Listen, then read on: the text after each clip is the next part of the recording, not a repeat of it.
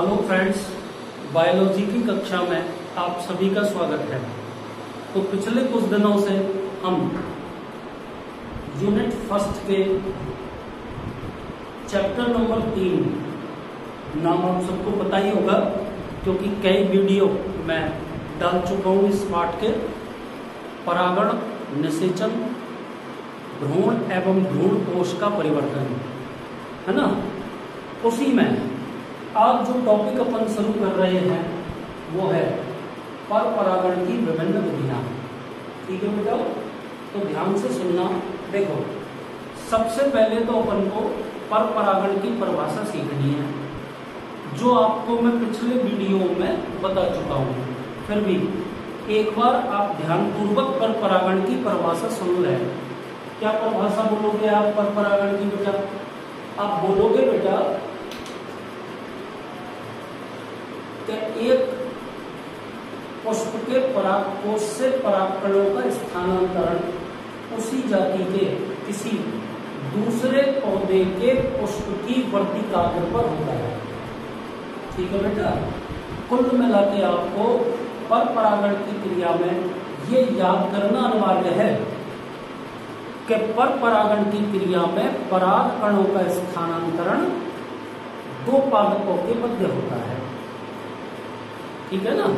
अब अपन स्टार्ट करते हैं पर परागण की विभिन्न विधियां, है ना।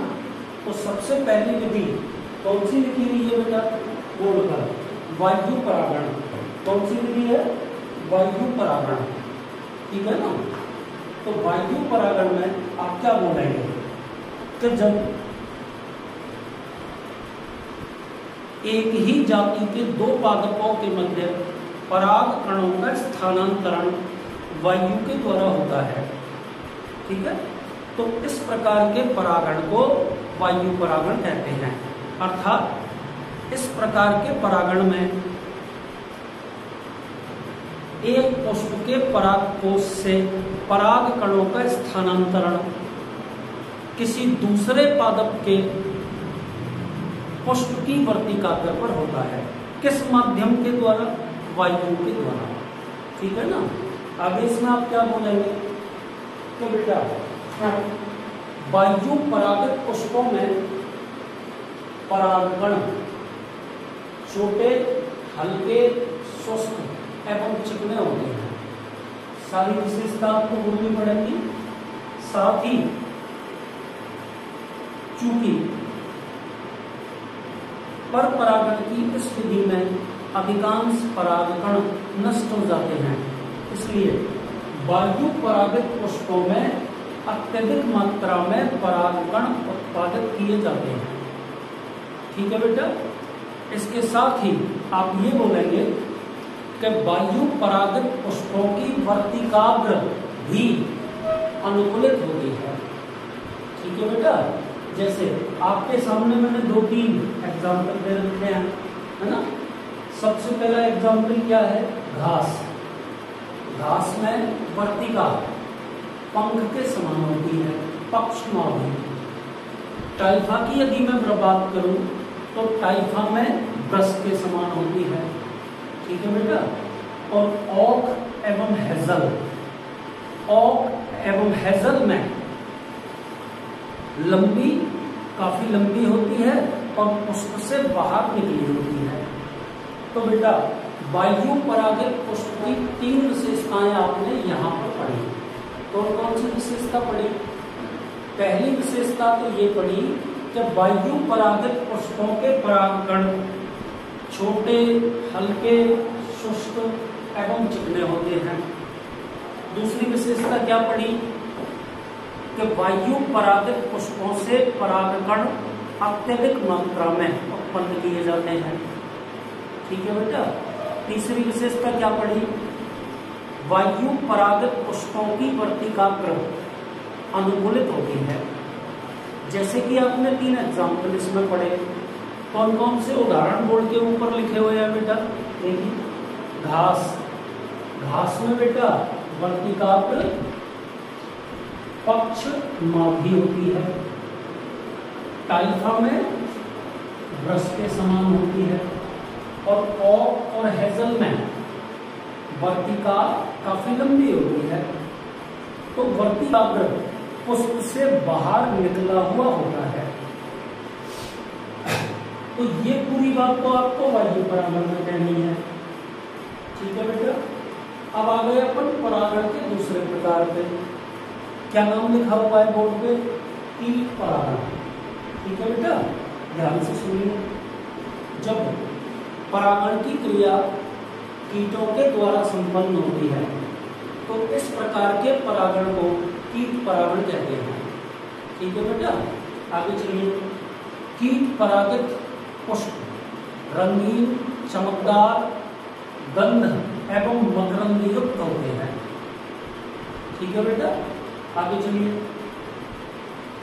ये अपन ने कुछ पादपों के नाम लिखे हैं, जैसे साल्विया, सरसों, ओक एवं ऑर्किड।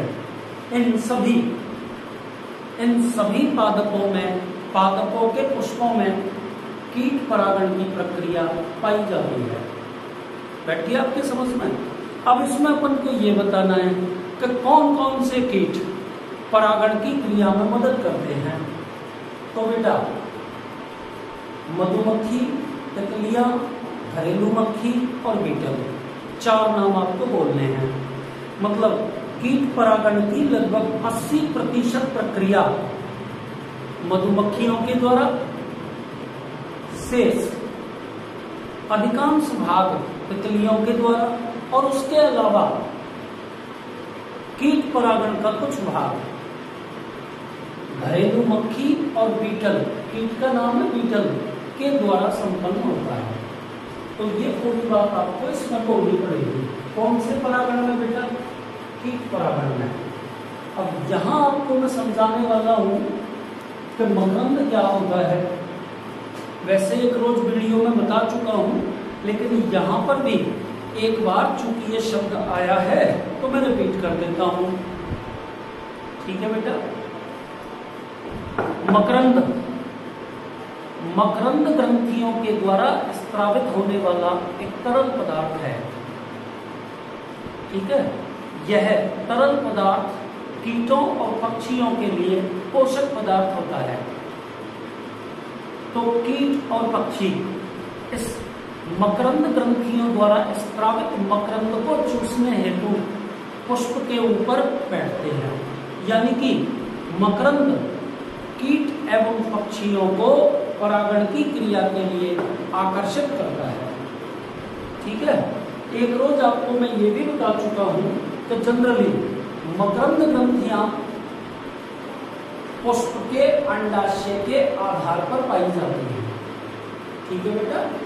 तो अभी तक अपन कितने प्रकार की परागण की विधियां पढ़ चुके? पहला तो अपन ने पढ़ा वायु परागण, और दूसरा अपन ने कौन सा पढ़ा? कीट परागण। दोनों आपके समझ में आ गए होंगे। अब अपन पढ़ते हैं बेटा जल परागण, विधि नंबर 3। ध्यानपूर्वक सुनो। देखिए, जब परागण की क्रिया जल के द्वारा होती है, अर्थात जब एक पुष्प के परागकण परागकोश से जलीय माध्यम के द्वारा किसी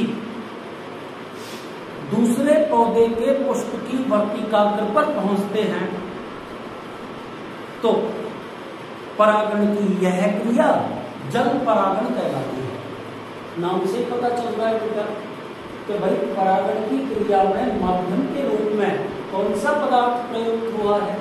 जल। तो परागण का प्रकार भी क्या हो गया? जल।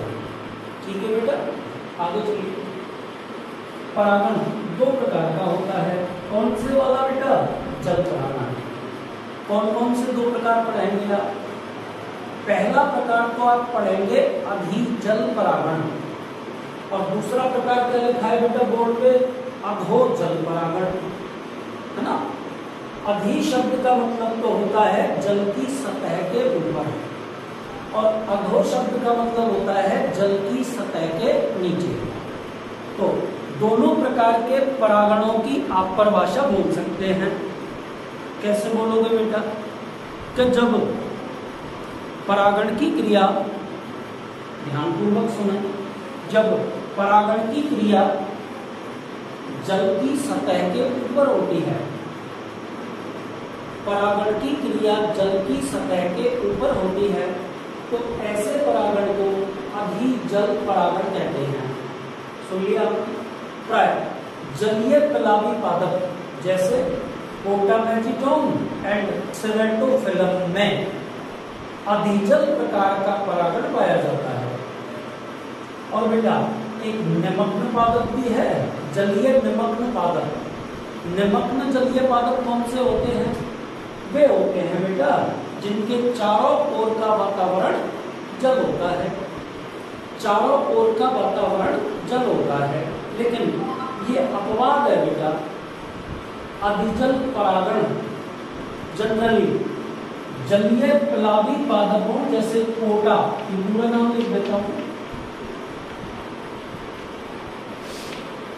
पोटामेजिटोम है ना, वह सेरेटोफिलम में पाया जाता है। सुन लिया? ये दोनों कैसे पादप हैं बेटा? जलीय प्लावी। जलीय प्लावी पादप कौन से होते हैं? जलीय प्लावी पादप वे पादप होते हैं, गौर करना, वे पादप होते हैं जो जल की सतह के ऊपर तैरते हैं, है ना। तो जलीय प्लावी पादपों में अधिजल प्रकार का परागण होगा, अर्थात परागण की क्रिया जल की सतह के ऊपर होगी। क्लियर है बेटा? और यहीं पर एक अपवाद है, जलीय निमग्न पादप। क्या नाम लिखा है बेटा बोर्ड पे? वेलिसनेरिया। जलीय निमग्न पादप वेलिसनेरिया में भी अधिजल प्रकार का जल परागण पाया जाता है। याद रखना पड़ेगा, ये अपवाद है। ठीक है भाई साहब, आगे चलिए। कौन से? अधोजल परागण पे आ गए। क्या बोलोगे बेटा?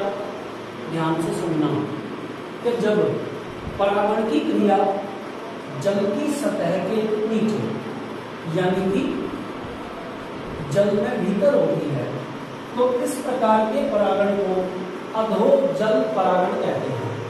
ठीक है ना? किस किस में पाया जाता है बेटा? नेजास एंड जोस्टेरा, ये दोनों के दोनों पादप जलीय निमग्न पादप है। कैसे पादप है बेटा? जलीय निमग्न पादप है, अर्थात इन पादपों के चारों ओर का वातावरण जल होता है। समझ गए होंगे? तो जल परागण के मैंने कितने प्रकार बताए बेटा? 2 प्रकार। कौन कौन से बताए? अधिजल परागण और अधोजल परागण। अधिजल परागण की क्रिया तो जल की सतह के ऊपर, और अधोजल परागण की क्रिया में परागण की क्रिया जल की सतह के नीचे होती है। बैठ गया आपके समझ में? आगे चलिए बेटा, अगले पॉइंट पर आ गए, पक्षी परागण। ठीक है बेटा, तो बहुत सरल है, हेडिंग से ही अपन को पता चल रहा है कि इस प्रकार के परागण में माध्यम क्या होगा? पक्षी। तो कैसे बोल दोगे कि जब परागण की क्रिया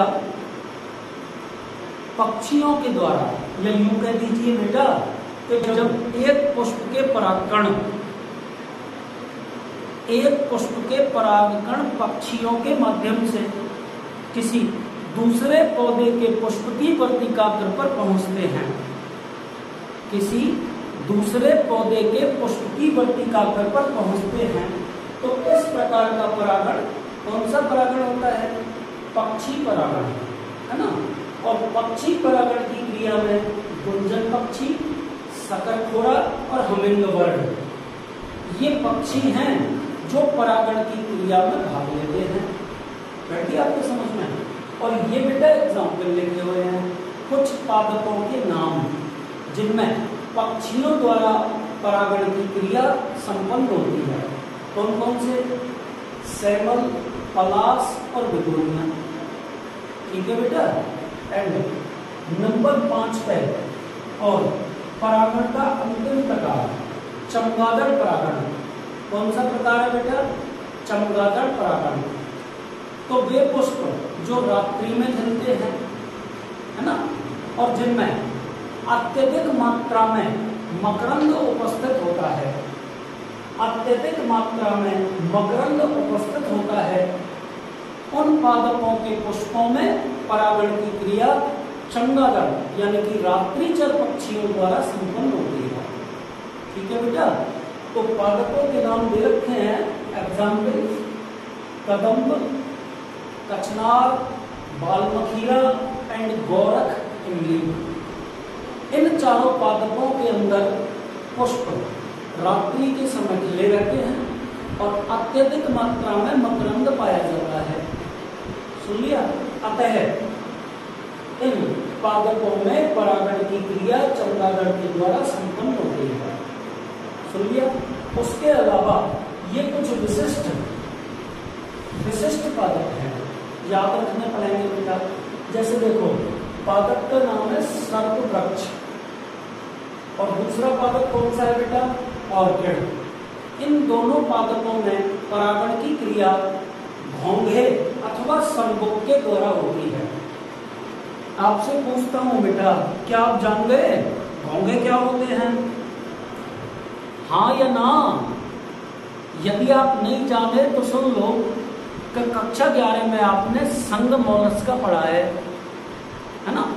तो मोलस्का संघ के अंतर्गत आने वाले जीव घोंघे धीमी गति से चलने वाले प्राणी या संबुक कहलाते हैं। ठीक है ना बेटा? मोलस्का संघ के अंतर्गत आने वाले प्राणी घोंघे अथवा संबुक कहलाते हैं। सुन लिया आपने? तो बेटा घोंघों या संबुक के द्वारा सर्पवृक्ष और ऑर्किड में परागण की क्रिया होती है। ठीक है बेटा? ऐसे ही सैमल एवं गुलमोहर में गिलहरी के द्वारा परागण की क्रिया होती है। साथ ही एक पादप का नाम मैं बोल रहा हूं, पादप का नाम है कोलोकेशिया। क्या नाम है बेटा? कोलोकेशिया। तो कोलोकेशिया नामक पादप में परागण की क्रिया किसके द्वारा होती है? सर्प के द्वारा होती है। सुन लिया? तो इस प्रकार ये पूरी की पूरी जो आपके सामने ब्लैक बोर्ड पे लिखी है, एक तो बेटा ये थ्योरेटिकल आपकी सीट में लिखी हुई है इसी भाषा में, है ना? और दूसरे आपकी सीट में एक टेबल भी बनी हुई है, उस टेबल में भी 3-4 कॉलम खिंचे हुए हैं, है ना? सबसे पहले परागण का प्रकार, किस जंतु के द्वारा परागण की क्रिया होती है, पुष्पों या पराग कणों की क्या विशेषता है, एंड लास्ट कॉलम में उसके एग्जाम्पल। तो दोनों जगह से आपको ये पढ़ना पड़ेगा, है ना? एक बार ध्यान से सुने कि इस वीडियो में जो प्रश्न आपको मैंने पढ़ाया है कैसे आएगा, क्या बनेगा कि भाई पर परागण किसे कहते हैं, है ना? पर परागण की विभिन्न विधियों का विस्तार पूर्वक वर्णन कीजिए। तो संक्षेप में सारी विधियों को एक बार मैं बोल रहा हूं। सबसे पहली विधि है वायु परागण। जब पराग कणों का स्थानांतरण वायु के द्वारा होता है तो इस प्रकार के परागण को वायु परागण कहते हैं। ठीक है बेटा? वायु परागित पुष्पों के पराग कण छोटे, हल्के, शुष्क एवं चिकने होते हैं तथा ये अत्यधिक मात्रा में उत्पन्न किए जाते हैं। ठीक है बेटा? आगे अब बोलोगे वायु परागित पुष्पों की वर्तिकाग्र भी अनुकूलित होती है। जैसे बेटा घास में वर्तिकाग्र पक्षमावी होती है ना? टाइफा में वृक्ष के समान होती है एवं ओक और हेजल में अपेक्षाकृत अत्यधिक लंबी होती है और पुष्प से बाहर निकली रहती है। वर्तिका या वर्तिकाग्र में पाए जाने वाले ये सभी अनुकूलन इस बात को इंडिकेट करते हैं कि किसी दूसरे पौधे के पुष्प से आने वाले परागकण वर्तिका अथवा वर्तिकाग्र से चिपक कर परागण की क्रिया को संपन्न करवा सकें। दूसरी विधि कौन सी है बेटा? कीट परागण। कि जब परागण की क्रिया कीटों के द्वारा संपन्न होती है तो ऐसे परागण को कीट परागण कहते हैं।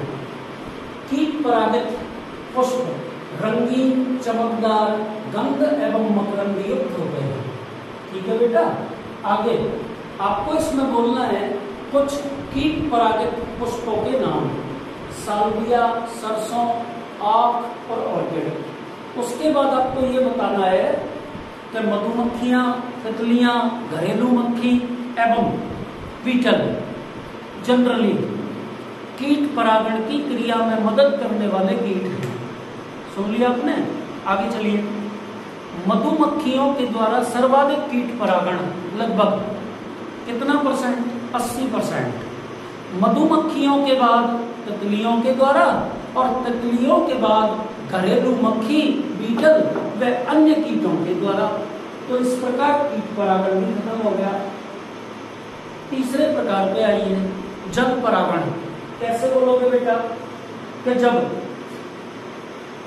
परागण की क्रिया जल के द्वारा संपन्न होती है तो ऐसे परागण को जल परागण कहते हैं। यानी कि पराग कणों का स्थानांतरण जलीय माध्यम के द्वारा संपन्न होता है। अधिजल परागण और अधोजल परागण। जल परागण के दो प्रकार हो गए, है ना। अधिजल परागण की क्रिया में पराग कणों का स्थानांतरण, यही बोल दो बेटा कि परागण की क्रिया जल की सतह के ऊपर होती है। फॉर एग्जाम्पल जलीय प्लावी पादप जैसे पोटामेजिटोन, सेरेटोफिलम आदि। और बेटा एक इसमें अपवाद भी दे रखा है, जलीय निमग्न पादप होता है ना, नाम उसका बेलिस्नेरिया है।